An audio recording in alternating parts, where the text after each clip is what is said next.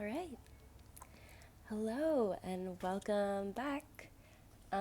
Today I am going to be telling you another story. So welcome to story time, and I am blessed to have you here, and I hope that your day so far is going okay. If it isn't, well, I hope that you can relax and unwind a little bit, because today I'm going to be reading Galatea. What do you think it is? Do you think it's Galatea? Galatea? I'm going to say Galatea by Madeline Miller. And she wrote the books Circe and Song of Achilles. And today I'm reading just this short story, which I like because I could actually feasibly finish it on YouTube. So, let's get started. Okay.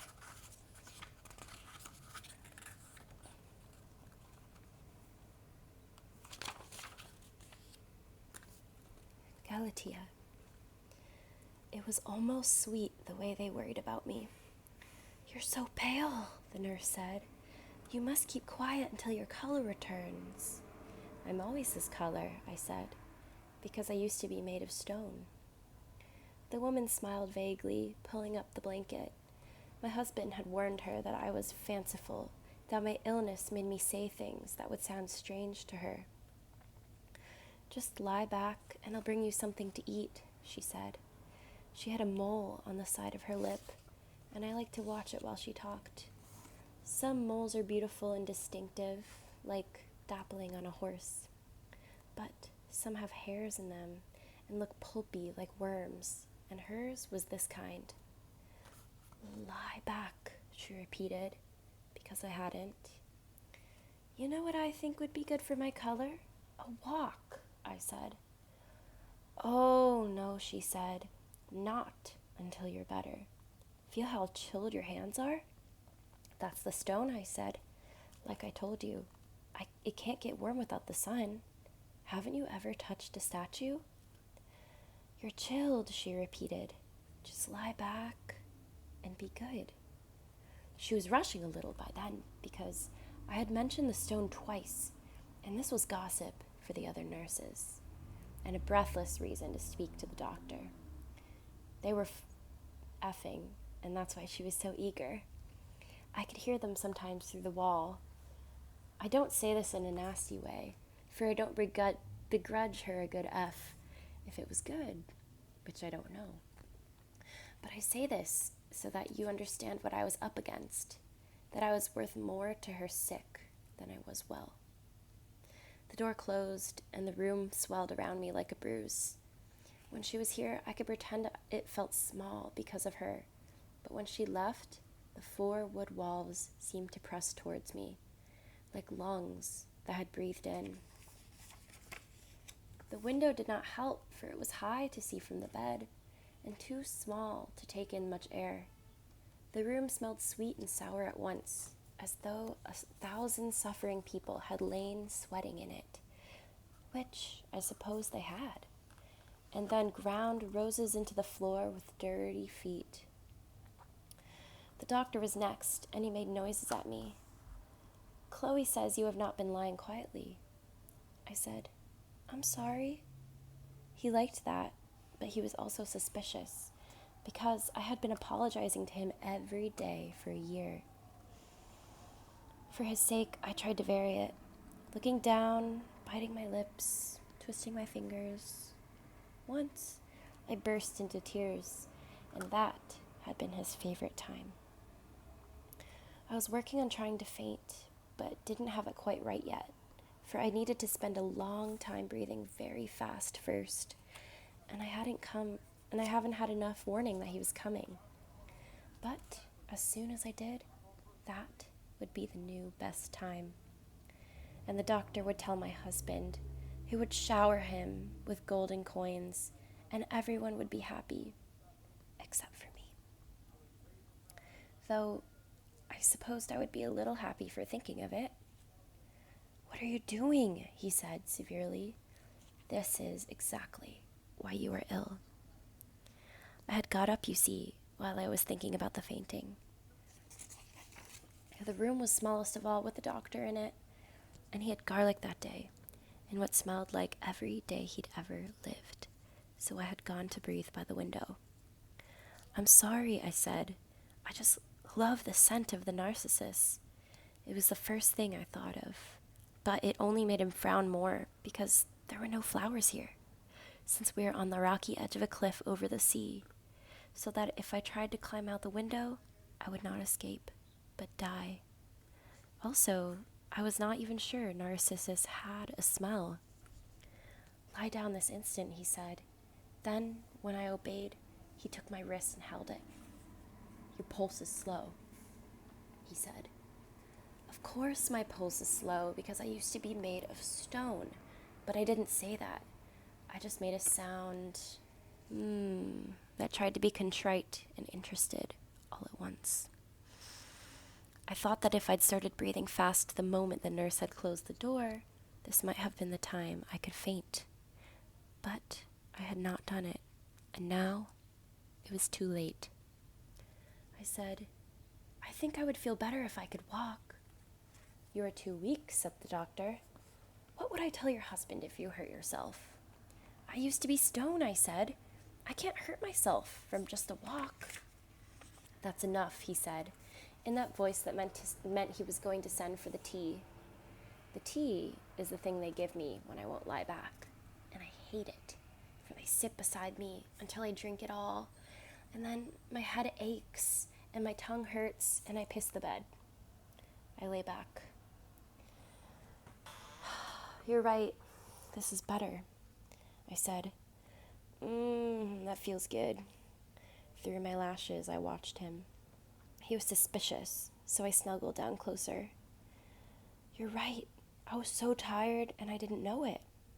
I hoped this was enough to save me from the tea. "Be sure you stay there," he said. "Your husband's coming down to see you today."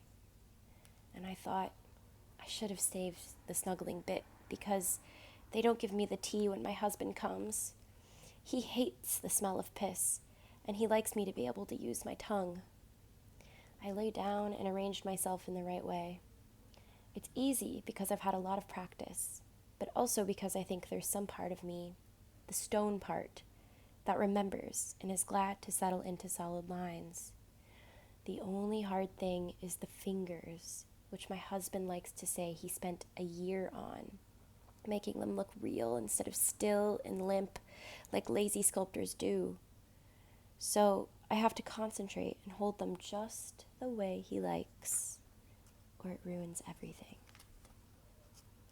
Time passed. I wasn't sure how much. Then through the door I heard the jingle of coins, the nurses exclaiming, "My husband is quite rich now and has enough to pay for 1,000 more doctors who all tell me to lie down. He is rich because of me, if you want to know, but he doesn't like it when I say that. He says it's the goddess's gift first, then his own, since he was the one who made me from the marble. After I was born, and maybe that is not the right word, but if not, then I don't know what is. Woke? Hatched? No, that's worse. I am not an egg. I will say born. After I was born, he tried to keep me inside as much as he could, but there were servants, and people began to talk about the sculptor's wife, and how strange she was, and how such beauty only comes from the gods. Some people believed him, and some didn't, but suddenly they all wanted statues from him. So he chiseled maiden after maiden, and I said, "Do you think any of them will come to life?" And he said, "Of course not. These people are not worthy of the goddess's gift." And he told me again how well he had cared for me, dressing me in silks, draping me in flowers and jewels, and bringing me seashells and colored balls, and praying to the goddess every night. Would not it have been easier to marry a girl from the town, I asked. Those sluts, he said. I would not have them. The door opened. Leave, and do not disturb us, my husband said to the maids, which was unnecessary, since they have never disturbed us, not in a year's time. But my husband thinks of himself a potentate these days. There was silence, because he was looking at me, checking my fingers, and all the rest. I didn't open my eyes, because my job was to lie on the couch without moving, so that he might murmur, "Ah, my beauty is asleep." A few times in the past, I had let out a little snore at that moment, just for verisimilitude, but he did not like that at all. "Asleep?" he said. He stepped into the room. "I am a fool to say so. She is marble and nothing more." He knelt beside the bed and lifted his hands. "Oh, goddess, why cannot I find a maiden such as this for my wife?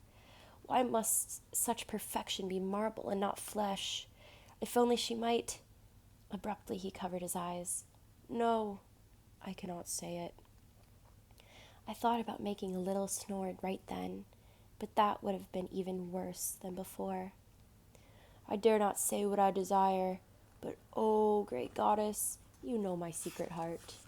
I beg you, release me from this torment." His head slumped to the pallet, and I opened my eyes, because he couldn't see me while he wallowed in the covers. His hair was thinning, and I counted the bare spots on his scalp. 3, like always. I closed my eyes just in time.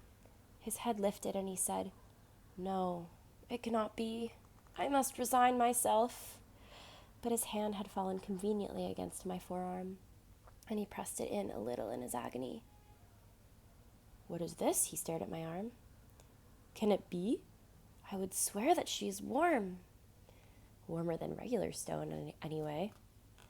He shook his head, as though to clear it. "No, I am imagining things. Or perhaps the sun has fallen on her and warmed the marble." There was no sun in the room, and of course it wasn't time to say this.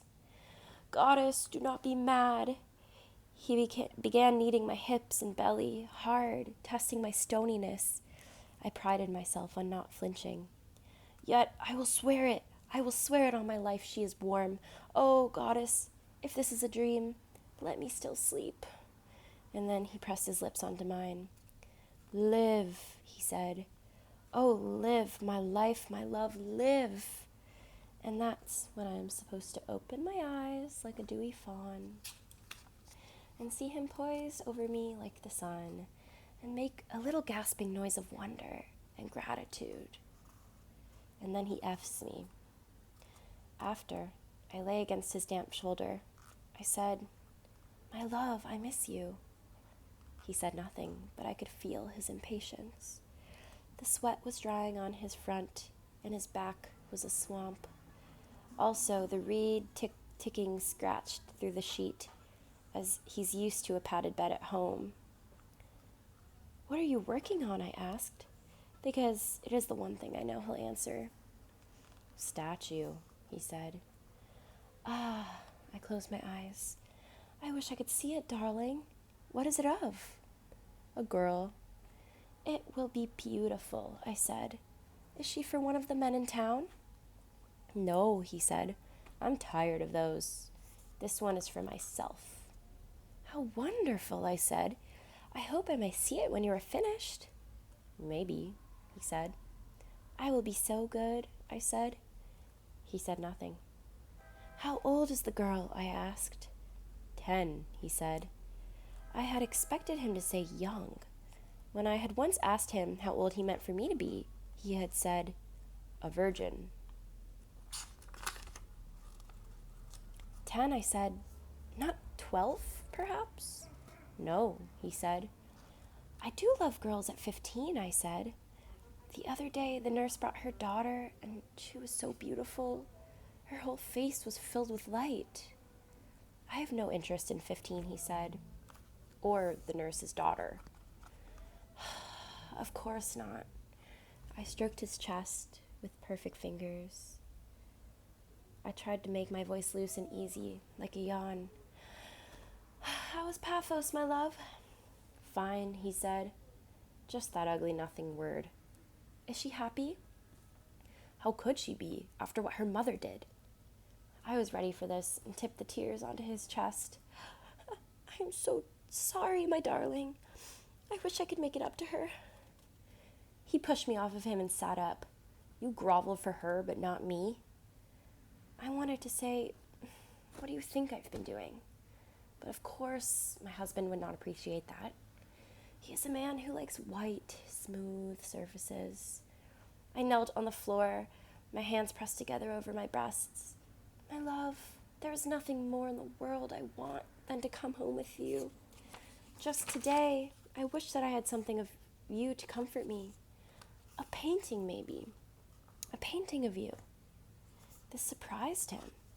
A painting, he said. Not a statue? Oh, my darling, a statue would torment me too much, I said. It would be too much like you to bear. He said. I let my hands fall a little, so that he might be able to see me better. Do you not miss me, even a little? It is your own fault if I do. It is, I know it is. I'm so sorry, darling. I was such a fool, I didn't even know what I was doing. A fool, he said. He was looking at me again. Yes, a terrible fool, an ungrateful fool. You should not have run, he said. I will never run again, I swear on my life. I can barely stand when you leave me. I live every day yearning for you to come. You are my husband and father.